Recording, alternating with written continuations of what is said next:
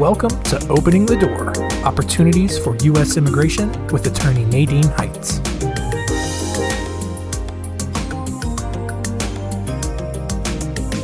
Hello, I am Nadine Heights and welcome to my podcast.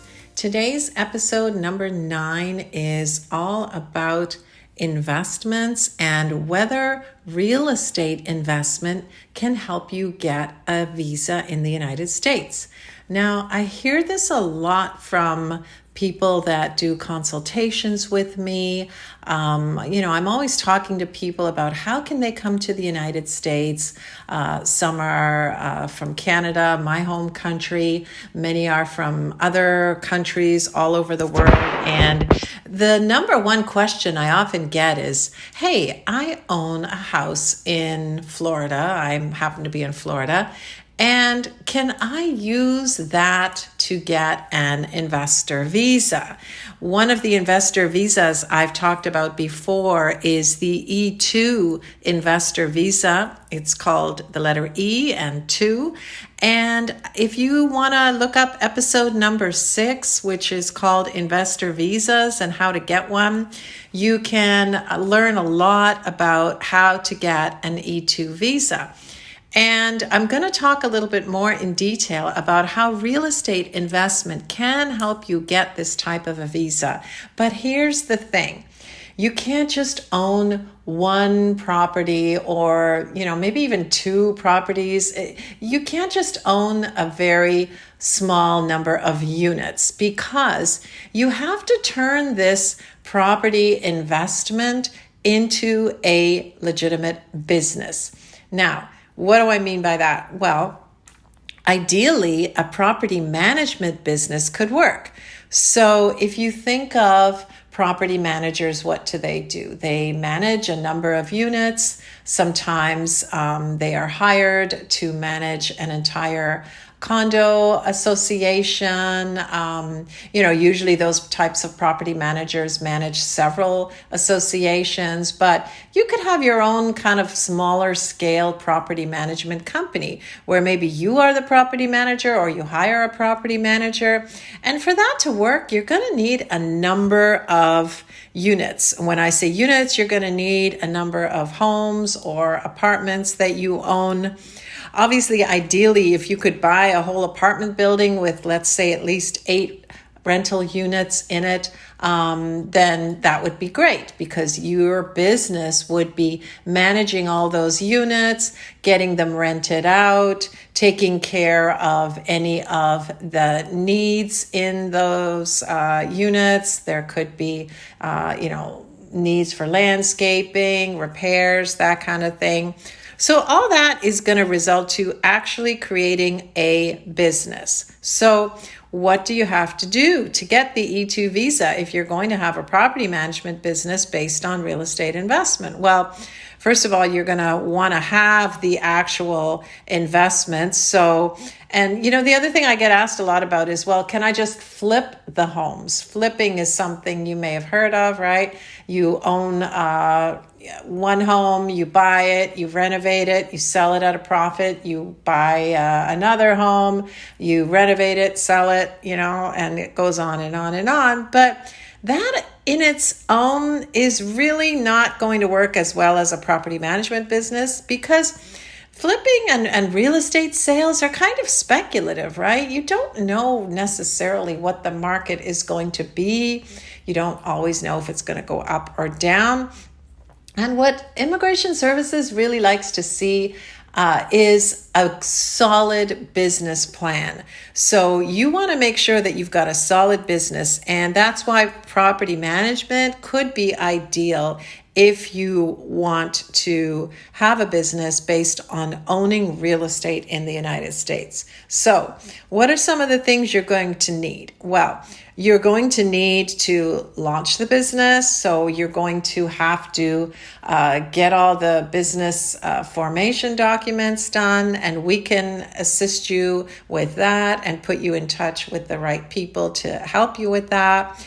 You're going to need to have a really solid business plan, and you're going to have to show in that business plan what kind of growth your business is going to achieve over the next 5 years. You're going to have to show that you're going to be hiring some staff. So perhaps you want to be the property manager yourself, or maybe you're going to hire the property manager as a full-time staff position.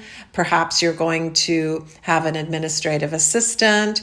Perhaps you're going to have someone on board who is doing the landscaping, the maintenance, and ideally, you want these people on your payroll. You're not going to want to just have them as independent contractors or, also called 1099 workers, where you issue them a 1099 form.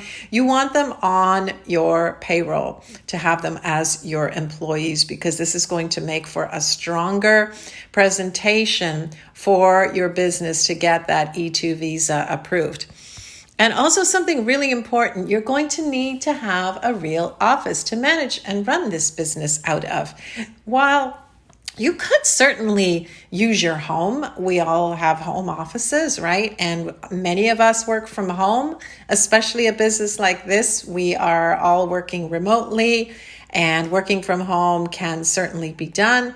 But unfortunately, the agencies we deal with, USCIS, and also the various embassies and consulates, they want to see a real office. They want to see that this is a legitimate business, and unfortunately, they are still a bit old school, and they haven't really jumped on board with home offices yet. Hopefully, someday they will recognize that.